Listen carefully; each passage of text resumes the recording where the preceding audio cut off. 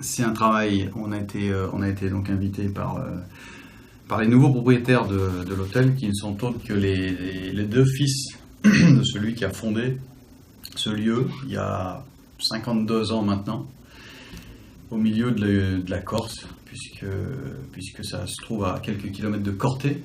Donc on est dans la Haute-Corse, à droite de la chaîne montagneuse, et on est tout proche du village de Venaco. Donc le terrain fait à peu près 10 hectares, et c'est un terrain qui est délimité par une route départementale, et puis par une courbe magnifique, c'est presque une courbe parfaite, qui est le fleuve, le Vecchio. Le site a été construit à l'époque, a priori, juste après un incendie, comme il y en a tant sur la saison estivale en Corse. Et il a été conçu, du coup, par Pierre Puccinelli, qui en était l'architecte, qui travaillait déjà donc à l'époque avec Angers à Paris, mais qui, en tout cas, avait été appelé pour travailler dans sa Corse natale sur ce dossier-là, sur ce projet-là. Et donc Puccinelli a placé un groupe donc de caselles le long vraiment sur la crête, juste avant que le relief tombe dans la rivière. Et donc on a des groupes de caselles. Alors qu'est-ce que c'est les caselles? Les caselles, c'est comme un hameau alors là il y a 6 chambres. Et caselle, ça veut dire en Corse la bergerie. Et cette bergerie-là, en fait, c'est pour ça que c'est une architecture à la fois très contemporaine, parce que le plan est tiré au cordeau, un magnifique plan d'architecture moderne des années 60, et en même temps, il y a une accroche un projet vernaculaire et une accroche à la Corse et à cette culture qui est très claire. Nous, notre intervention, elle consiste à donc adapter les lieux à un nouveau concept qui est Like Human Hotel, qui est un concept que l'on a créé ici à l'atelier et qui est un concept multigénérationnel, un concept d'hôtel lifestyle animé autour d'un lobby très vivant et d'un certain nombre d'aménités. Un spa notamment, un spa Nux, et également tout un tas donc d'espaces extérieurs aménagés comme un verger, un herbier. On a toute cette notion de retour ou de reconnexion à la terre que ce concept-là vise. Et on a extrait l'âme des lieux, ou en tout cas ce qui nous a le plus touché, notamment la montagne.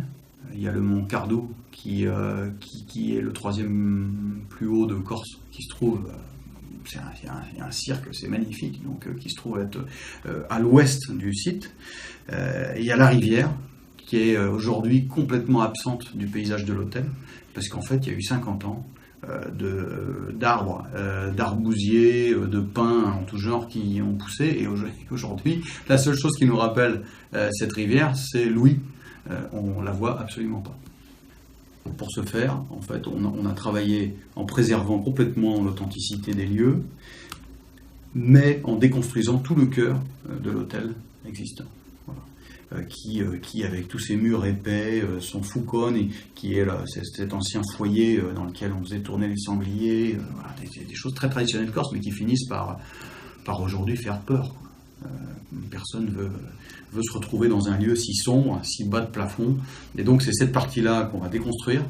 On va réutiliser bien entendu la pierre qu'on fait tomber, les lauses également pour les aménagements extérieurs, pour des murs gabions dont on a besoin pour tenir la terre, etc.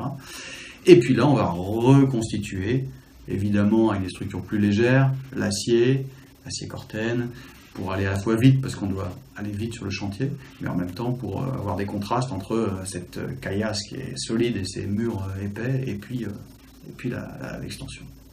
Donc le travail que l'on a fait, c'est de clarifier tout ça à l'intérieur de l'hôtel principal, mais aussi on a mis en place une passerelle qui va longer le relief sur l'arrière des caselles, qui va rendre tout cela accessible, et on va en fait constituer une promenade dans le maquis, qui anticipe également demain un centre de convention qui fait partie d'une étape suivante, qui est finalement un espace manquant aujourd'hui dans le centre de la Corse, en tout cas l'association d'un lieu de travail et de convention et d'un hôtel.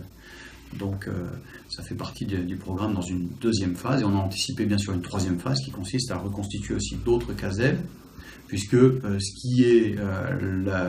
qui fait l'ADN de ce lieu-là et qui est unique, c'est bien ces caselles.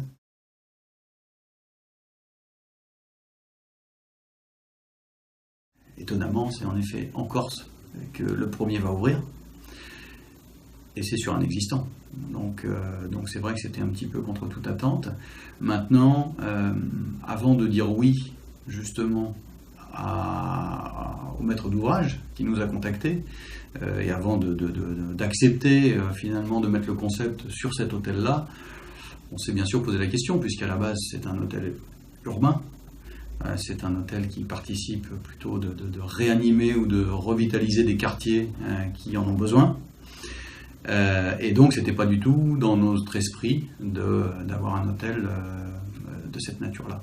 En même temps, quand on a gratté un petit peu le site, et quand on est allé dans les bistrots à Venaco, quand on a discuté avec les Corses sur ce lieu-là, on a découvert qu'en réalité, l'hôtel et caselle qui paraît si isolé est en lui-même une centralité, et il l'a été pendant 50 ans. Parce qu'en Corse, c'est pas normal de prendre sa voiture et de faire 30 minutes, 1 heure pour aller dîner dans un endroit qui nous plaît.